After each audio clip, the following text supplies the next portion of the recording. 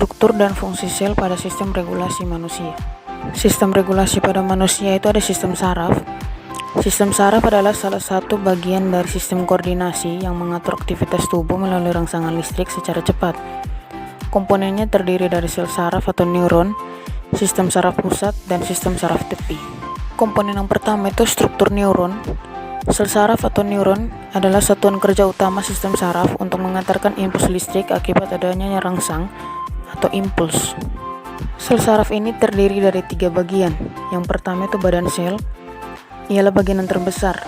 Fungsinya untuk menerima rangsangan atau impuls dari dendrit dan meneruskannya ke akson atau neurit. Dendrit ialah serabut saraf pendek dan biasanya bercabang-cabang. Fungsinya menerima rangsang dari ujung akson neuron lain dan dibawa menuju badan sel saraf. Yang terakhir ada neurit, ialah serabut saraf panjang. Biasanya tidak bercabang. Fungsinya meneruskan rangsang dari badan sel ke kelenjar dan serabut-serabut otot. Neurit ini dibungkus selubung mielin. Selubung mielin dikelilingi oleh sel Schwann. Neurit yang tidak berselubung mielin disebut nodus Ranvier. Yang kedua itu ada macam-macam neuron. Neuron yang pertama itu neuron motoris, yaitu meneruskan rangsang dari saraf pusat ke otot atau efektor. Yang kedua, neuron sensoris, yaitu meneruskan rangsang dari reseptor ke saraf pusat.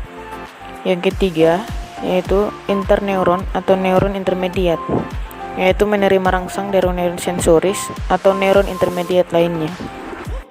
Yang ketiga itu mekanisme penghantaran impuls. Impuls ialah rangsang yang diterima reseptor dari lingkungan luar, lalu dibawa oleh sel saraf. Impuls diantarkan melalui sinapsis dan sel saraf. Pengantaran impuls melalui sinapsis. Sinapsis yaitu serabut saraf penghubung yang mengendalikan komunikasi antara neuron. Yang kedua, pengantaran impuls melalui sel saraf. Karena adanya perbedaan potensial listrik di dua sisi membran serabut saraf. Jika tidak ada rangsang, neuron ini dalam keadaan istirahat. Muatan listrik di luar membran neuron adalah positif, sedangkan di dalam neuron adalah negatif.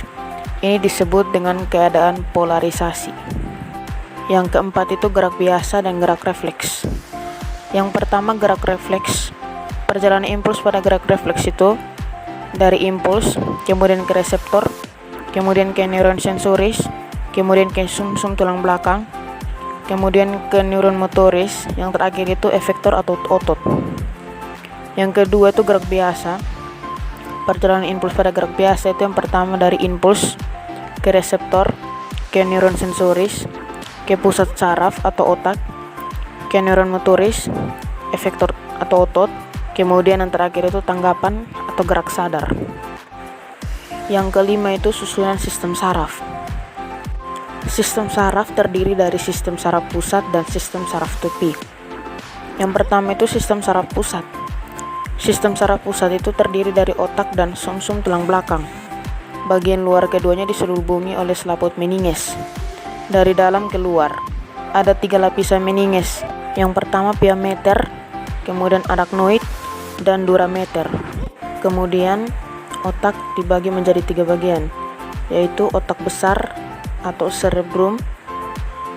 Yang kedua otak tengah atau mesencephalon. Yang ketiga itu otak belakang atau rhombencephalon. Otak besar itu atau cerebrum itu ada 4 lobus. Lobus yang pertama itu frontalis. Dia di bagian depan ialah pusat perkembangan kecerdasan, ingatan, kemauan, dan sikap. Yang kedua itu lobus temporalis. Di bagian samping sebagai pusat pendengaran dan berbahasa. Yang ketiga lobus parietalis. Di bagian tengah sebagai pusat pengatur kerja kulit dan otot. Yang keempat, lobus occipitalis di bagian belakang sebagai pusat penglihatan. Yang berikut otak tengah ialah pusat keseimbangan otak depan dan belakang. Otak depan terdiri atas kuli-kuli superior atau pusat refleks pupil mata, pusat pengatur gerak bola mata, refleks akomodasi pendengaran, dan kuli-kuli inferior